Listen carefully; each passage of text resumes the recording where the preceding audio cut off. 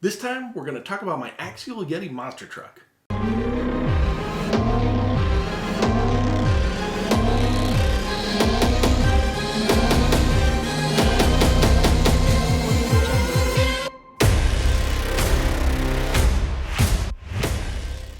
In 2014, I was back in my job at RC Car Action Magazine and living in Southern California.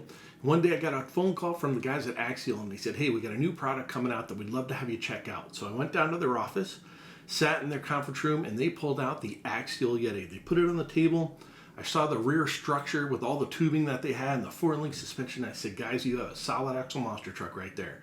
And I was excited to possibly build one myself, so I kind of talked to them about it a little bit. They were excited about the idea, and I had a special issue coming up. So I talked to the guys, we got a bunch of parts and things sent to the house, and I started building. And that's where this one came from. This is the actual Yeti that started the project off. I basically got most of my parts from this one, and then Axial sent along a second one so that I can complete the project for our special issue. But this is the Axial Yeti I reviewed for Car Action Magazine, and this photo was shot at Proline's track in California. For those who aren't familiar with the Axial Yeti, it was a solid rear axle with independent front suspension rock racer. And you can see the tubular structure in the back here is what I'm talking about.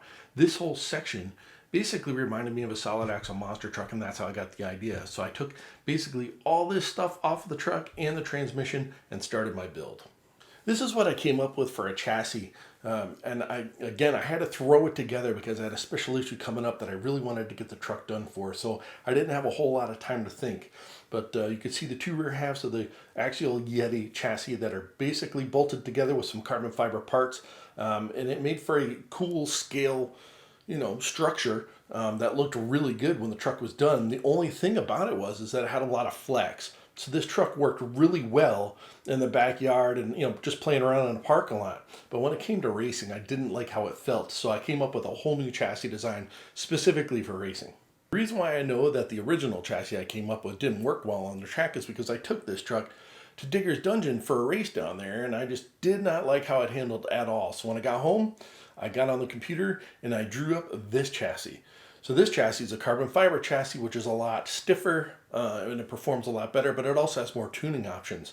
All the carbon fiber parts on this truck were actually cut by Brad over at ThunderTech Racing. He actually did a lot of stuff for me back in the day because I didn't have a CNC router or a good way to cut carbon fiber. So anything that you see before kind of the modern times of what I've been building, Brad from ThunderTech has cut it for me. To me, the bottom of the chassis is the coolest part. I made the 4-link come together by using Axial's aluminum link mounts for the Yeti, and I put them up against each other and bolted them to a carbon fiber plate. And I also shaped that plate to fit the Axial Yeti transmission. I just love all the mechanical stuff that's going on here and all the screws, and I just think it looks really cool, and it was super durable. The speed control sits ultra low on the chassis and it's sitting just above the transfer case on the transmission, and I mounted it to the chassis using some 3D printed parts that I designed and made on a 3D printer that I had at the time. You could also see the 3D printed parts that are used to keep the sway bar in place. The battery in this truck sits directly in the center, and I did that so that the truck can pivot easier. Unfortunately, because of the speed control and motor underneath it, it has to sit a little bit high on the chassis, but I'm okay with that. I'd rather have the truck turn well. I'm not so much worried about the center of gravity. That could be fixed with brass down below if need be. Damping for this truck comes from 4 Proline PowerStroke XT shocks that are link mounted. The original version of this truck had cloudbuster sized tires, which everybody was doing at the time on these axles, and I figured if it worked for them, it'll work for me. But unfortunately, I don't like how they work on these axles. I think these axles are too weak for cloud sized tires. I know a lot of people are going to disagree with me, but I had nothing but problems, nothing but worn parts, nothing but broken parts. So I decided with the final version of this truck to go with a 2.2-inch tire. So that's why I have the Pro Lines on there right now. The wheels are the story here though. The wheels, I wanted to try something a little bit different. Also at the time, 3D printing is kind of getting easier for everybody to do, and everybody had a printer in their house. And a lot of people were making wheels for monster trucks. Well, the wheels kept stripping hexes and having some issues, and I figured, well, what if the wheel had an aluminum hex? So I wanted to design a cool scale wheel for this truck, specifically for a race that I had coming up.